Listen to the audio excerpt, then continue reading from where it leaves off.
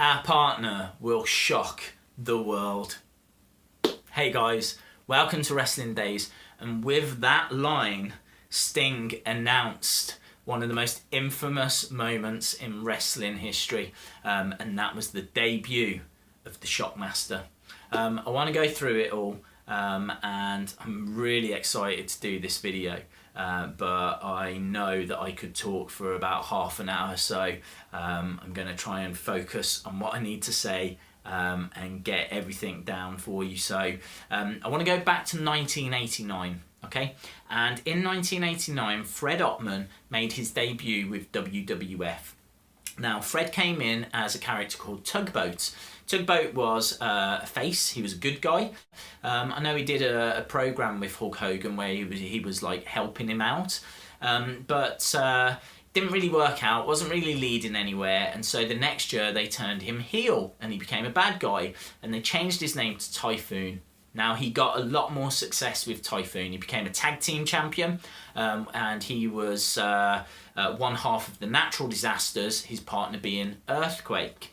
Now, again, kind of started to fade a little bit, wasn't really going anywhere, and so Fred decided he needed to leave WWF. Now, back in the 90s, there were two big companies, not like today where there's really only one.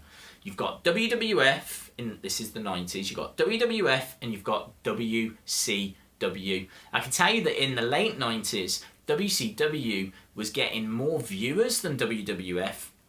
And in fact, ratings-wise, they beat them. I think it was like 80 weeks in a row. So it really wasn't like today. There were these two big companies.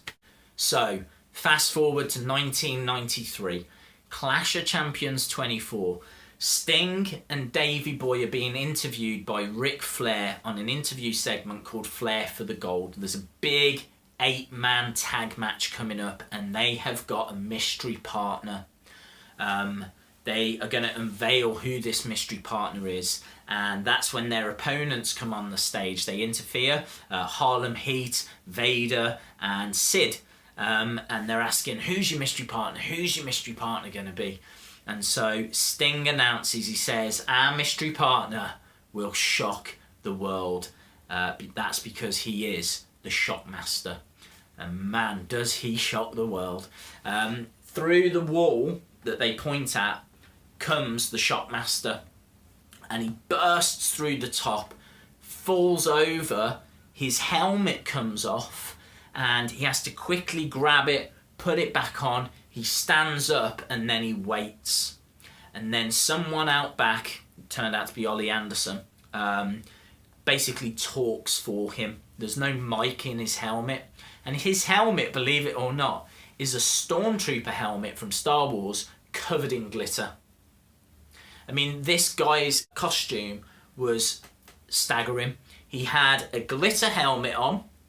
He had no top apart from this kind of like long jacket. I think it might have been a little bit furry.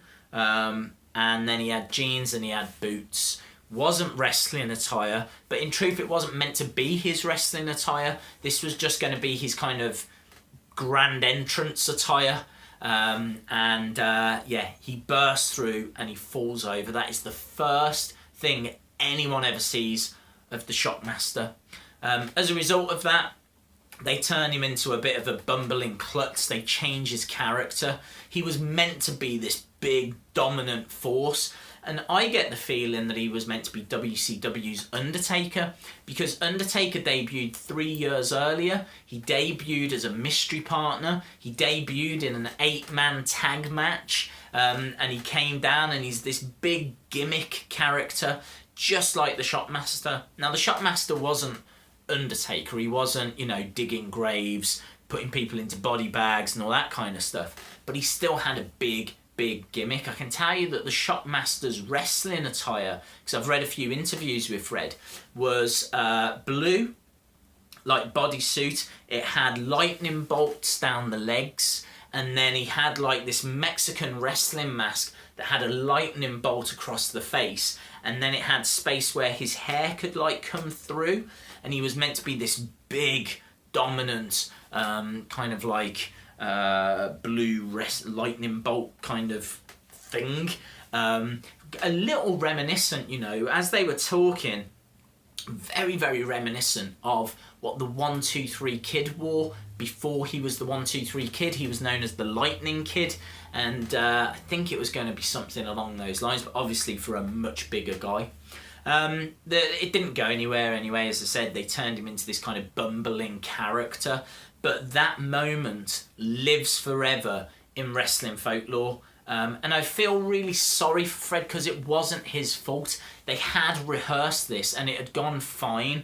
What happened was the wall that he was going to go through was a little bit wobbly, it was a little bit unsteady, and so somebody, without telling him, had put another bit of wood along the bottom. And when it was time for him to actually do it in front of this live crowd, because it was all live, they said, right, you're going to have to go hard through this wall. You're really going to have to go through it to break it now. Yeah, okay, got it. And he does. He gives it everything he's got. And the top part, not a problem. But that extra bit of wood they'd put at the bottom meant that when he hit it hard, he goes through the top, can't go through the bottom, and he goes straight over. It is... Watch it on YouTube. It is infamous. If you cannot be a wrestling fan without seeing this moment. It is iconic.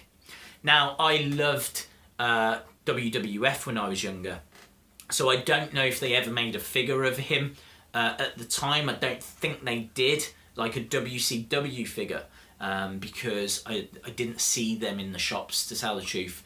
In England in the early 90s, it was easier to get a WWF figure than it was to get a WCW figure.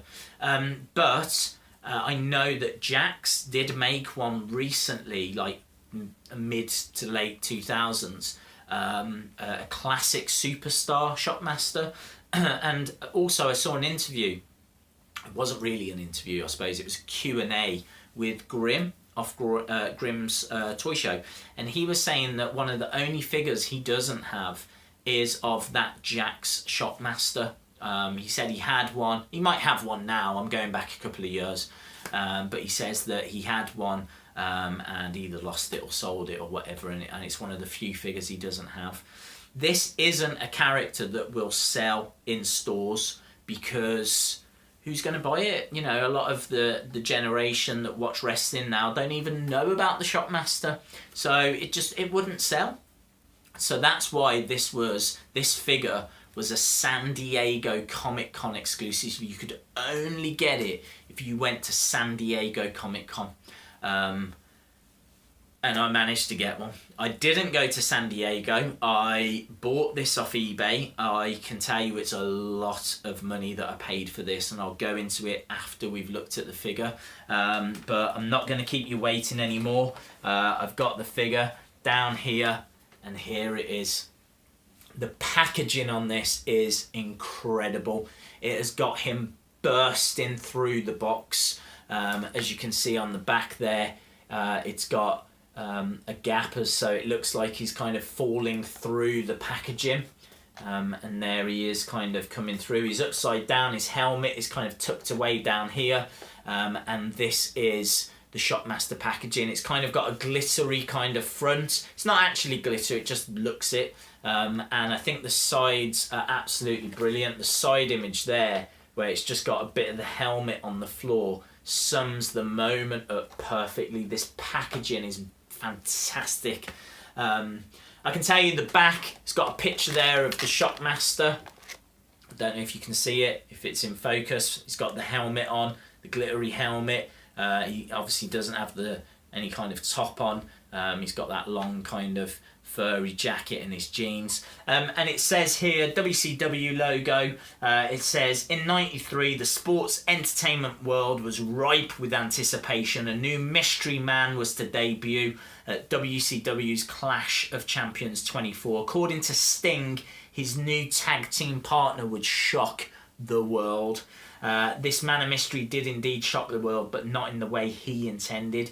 The monumental moment had arrived. Fire rages, smoke billows, a gigantic mammoth of a man crashes through the wall head first. literally falling flat on his face. When his head connects with the floor, his glittery helmet goes flying. This supposed mystery man rushes to grab his helmet in order to cover his identity.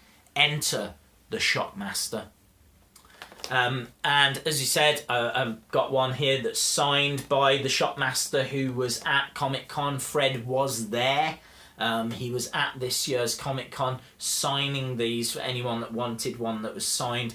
And I am just so thankful that I was able to get one of these from eBay, as I said.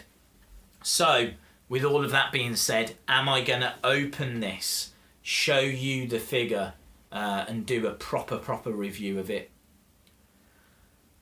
Yes, I am. I'm going to open it up. Now, I know there's a lot of youngsters that watch this. Please be careful with knives. You should always have an adult. And believe it or not, I'm classed as an adult. I'm an idiot, but I'm classed as an adult. So you should always have an adult if you're using a knife. There's the packaging anyway. As I said, it's got the signature on, and as you can see, looks like he's burst through it there. This packaging is glorious. That is a proper hole at the back as well. You can put your hand like through it and everything. WCW branded, absolutely brilliant. So we've got the figure. There he is, look, upside down in his box with the helmet down there. That's him the other way around. Let's take him out of the packaging. I've got him out.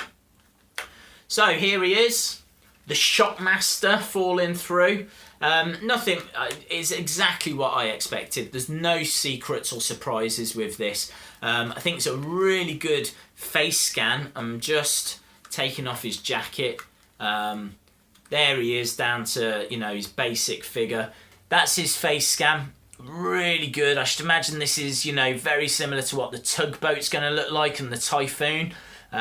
Good body type there, quite a big body type. A little bit reminiscent actually of that Dusty Rhodes that I'm seeing in the WCW ring that I think's out in the States at the moment. Got the jeans, and you've got the kind of boots attire.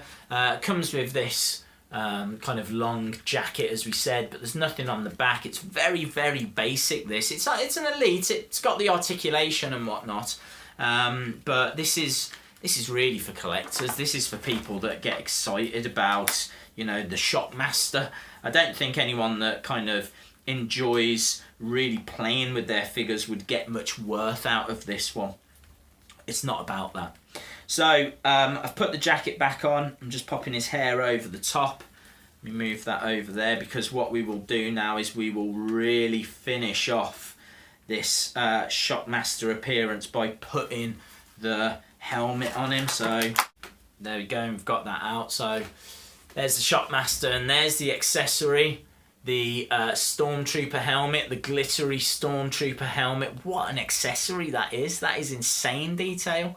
So pleased that I can share this moment with you, because it means so much to me. This was a big moment in wrestling history, and finally, there we go, we have got a Shockmaster figure. I haven't seen it yet. I'm just seeing it from the back. You'll have to tell me if that looks impressive or not. Oh my God, that is incredible. That is absolutely incredible. That is the Shockmaster. That is exactly what he looked like when he burst through. Whoa. Whoa. The Shockmaster figure, absolutely incredible.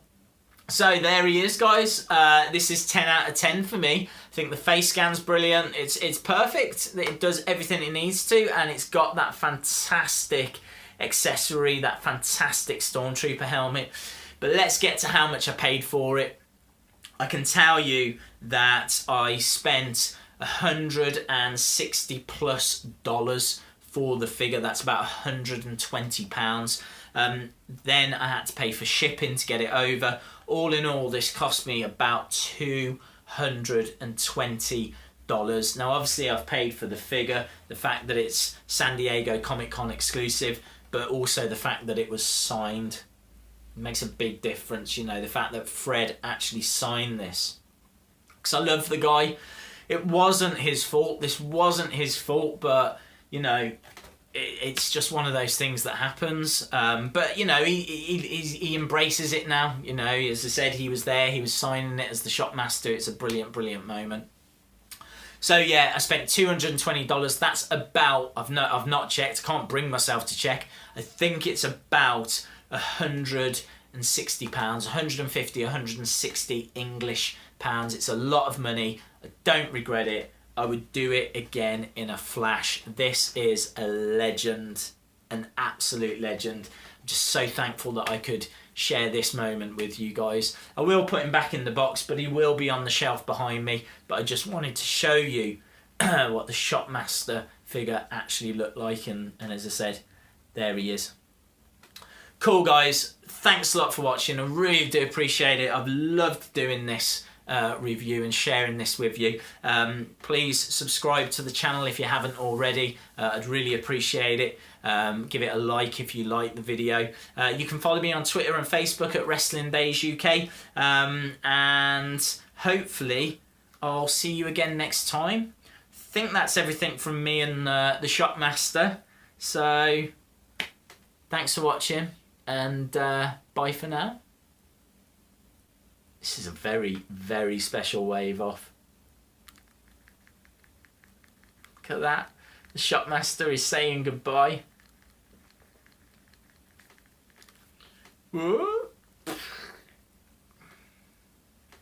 Awesome.